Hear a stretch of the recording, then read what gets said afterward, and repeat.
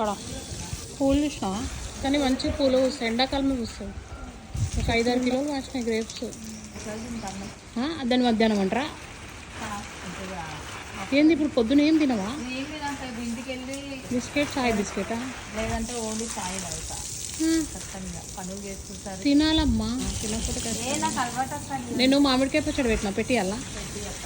24 hours అసలు సరిపోట్లే, అట్లుంది problem. మరి అంటే మనం ఇట్లా అంటే ఖాళీ ఉన్న ఏం చేస్తున్నా రోజంతా వండుకుంటారు, మీద సరిపోదు. ఒక రోజు మొత్తం నైట్ అంతా నిద్రపోలేదు, పెండింగ్ పనులన్నీ చేసుకున్నా. నిండుగా అనిపిస్తుంది ముగ్గు. నేను వేస్తే ఓన్లీ తామర పూలు ఎట్లా ఉంది, నీళ్ళు కొట్టాం కదా.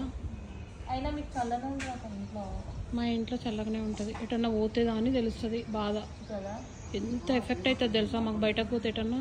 ఇంట్లో ఏమో చల్లగా ఉంటుంది. మార్చాలి కదా? ఇంకా మార్చలే, మార్చలే, అది కుళ్ళిపోయింది 10 రోజులకే. తెలుసు మా ఇంటి ముందే మంచిగా ఇస్తావా? ఇంత పెద్దగా ఇవ్వడం ముందు ఎవరు పట్టించుకోరు. ఒకరు అన్నారు కూడా ఫుల్ అన్నారా?